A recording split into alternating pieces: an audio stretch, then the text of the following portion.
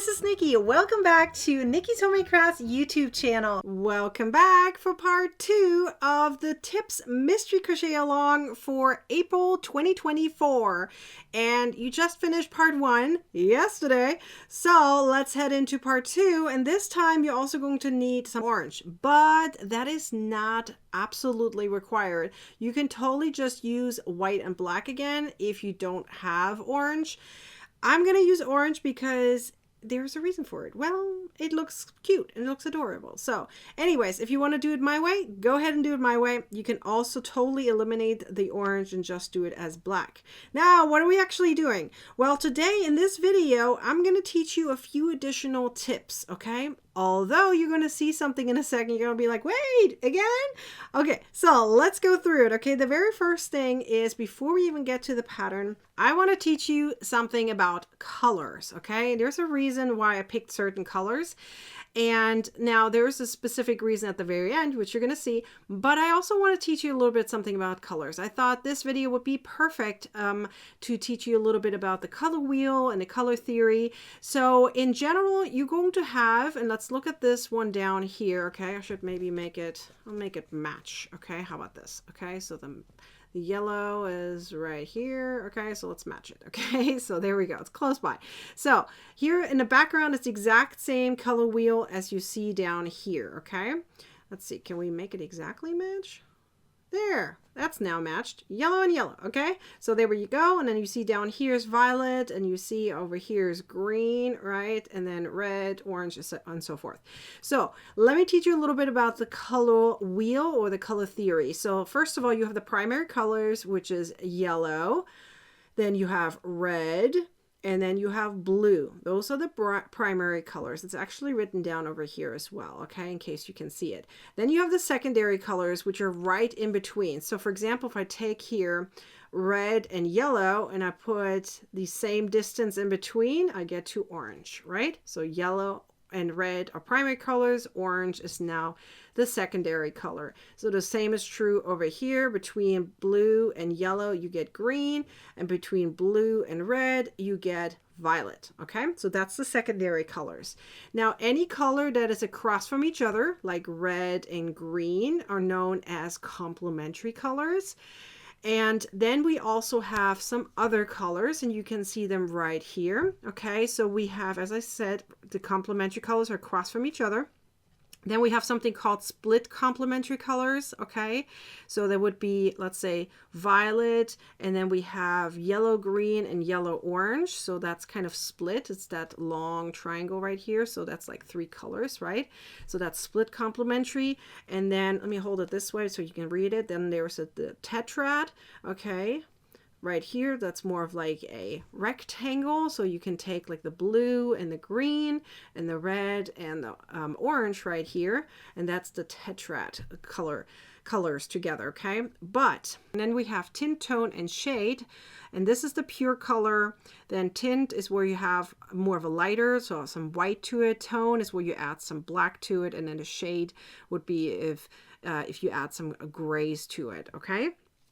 So we have those colors, and then down here you also have an amazing grayscale. So by the way, if you're interested in this color wheel, I added a link into the Mystery Crochet Along pattern so you can have all of that written down. So you have the color wheel, you can purchase it there as well. But I absolutely love this color wheel because you learn a lot from it. And here's why I'm talking about the color wheel, okay? So color wheels are very, very helpful in terms of picking your colors. So as I said, we just had the grayscale down here. So if you're really looking at it, so white and black, obviously opposite from each other. So they work really, really well together. But then I like to make just some kind of color splash. And orange in this case is like a color splash. So when I work with colors, I typically work with colors that are kind of close together. And you saw me yesterday use pink and purple. Okay, so we have here like the violets, and you can see here the red is more kind of an in-between with some white, right? So pink is like a reddish violet with some white, right? So that's pink. So because they're close to each other, they work really, really well together. But if you're now adding like some black and white to it, it kind of breaks it down a little bit more and makes it a little bit more muted. But I generally add two colors that are very close to each other and then some kind of neutral. So you can even add two neutrals together. So anyways, I wanted to just talk to you about the color wheel. Some of you guys don't know how to use it and how to take advantage of it. Now this part right here you can probably ignore because we cannot per se mix colors together in a way that it turns into another color, right? So for example here it says if you add blue to yellow it turns green. Well, we can't do that with yarn, right? So this would be more for painting, but everything else you can use on the color wheel. So anyways, I wanted to talk about this. So now what you're actually going to do today is you're going to take this pattern, which was yesterday's, right? You saw me do it in pink and purple like this, right? So yeah, the actual version is white and black, but I showed you in pink and purple because it was easier to see. Black is hard to see on camera. But this time you're going to do it one more time, but you're going to start it with orange. Now, as I said, you can do it, obviously, if you wanted to, you can make the exact same one again. You can eliminate the orange and make it into black again. But I made it like this. So you have, this is the actual pattern, okay? So you have black and white, and black, white, and orange. So this is part 2, okay? So you make the exact same one more time, but hopefully with some orange, okay? And then in part 3, we're gonna put it all together. But for right now, before you stop the video, you can see there's still a little left. I wanna show you how to weave in your ends, okay? Because I know some of you guys have trouble with that.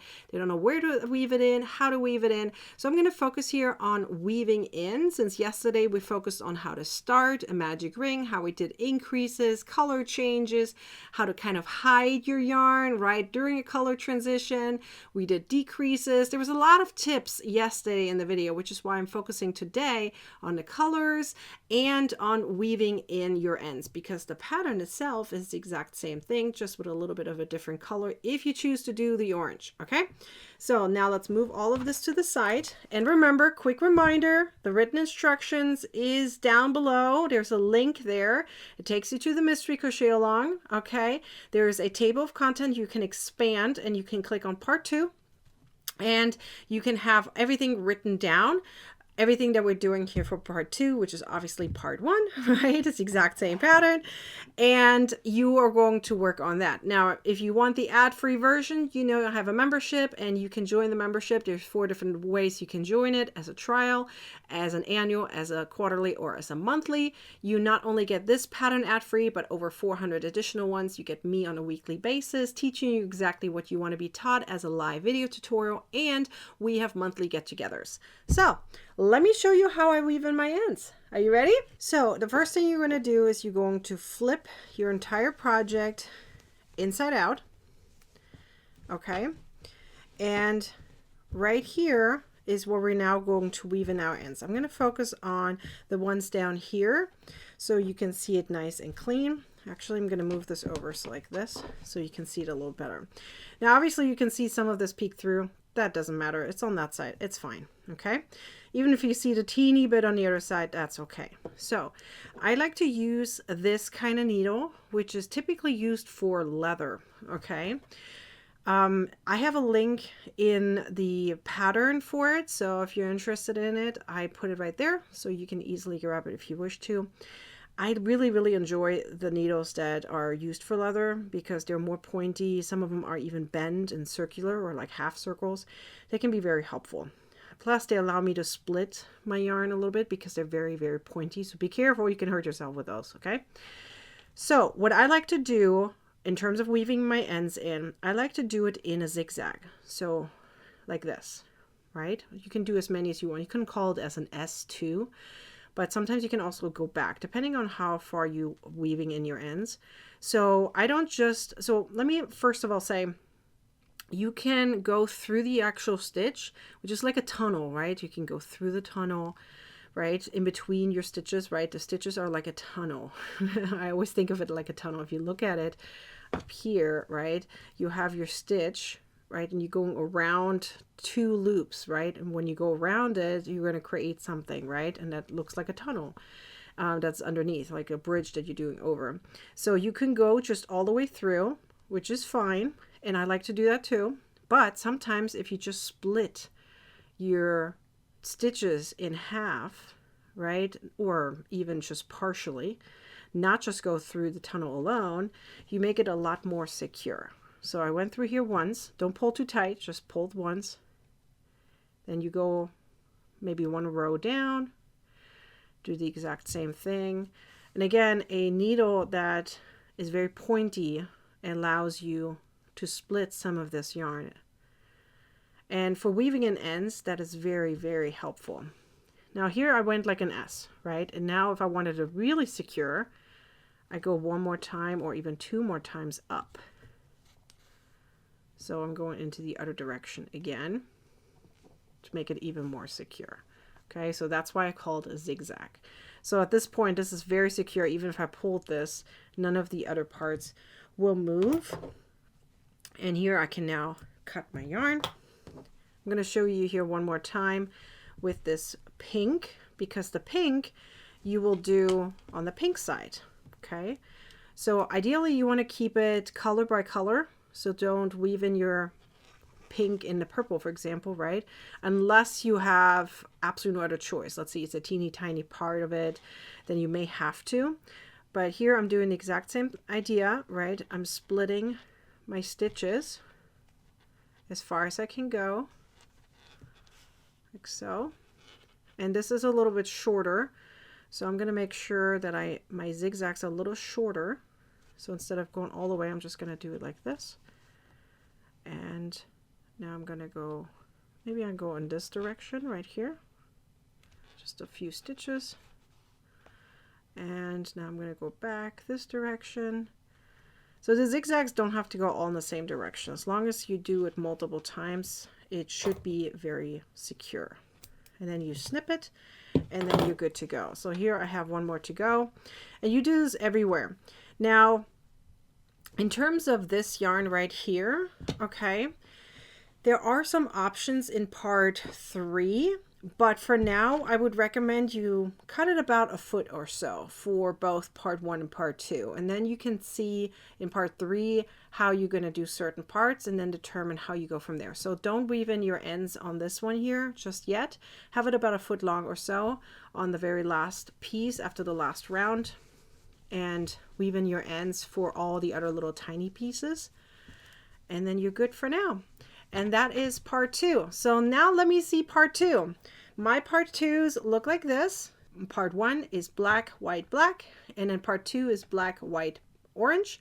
So now let me see your part 2. And you're going to use the hashtag APR24MCAL in order to post it into the Facebook group called Crocheting with Nikki. And then so that way I can celebrate you and see your parts for this Tips Mystery Crochet Along. I am super duper excited about this. So do you guys have any guesses yet on what we're making? We have these 2 pieces. So what is it going to be? You guys tell me. We're not done yet. We still have something to go for part 3. So I'll see you back here tomorrow. Now remember, I have a membership called the Crochet Club, and it has over 400 ad-free patterns with checkoff boxes and additional tutorials, VIP access to me teaching you every single week what you want to be taught, whether it's stitches, tips, amigurumi, little patterns, or anything else. On a monthly basis, we vote on what you want to see the next month, and every week I go live and teach you exactly what you want to be taught. So come join my membership if you want to get my patterns ad-free and get a really fun community with it, as well as me teaching you exactly what you want to be taught. I'll see you in the membership. Otherwise, I'll see you in the next video. Be sure to like, comment, and share this video, and subscribe to my YouTube channel and turn on the bell to get a notification next time I publish a new video or go live. Now go ahead and watch the next video. I'm sure you want to. I'll see you next time. Bye.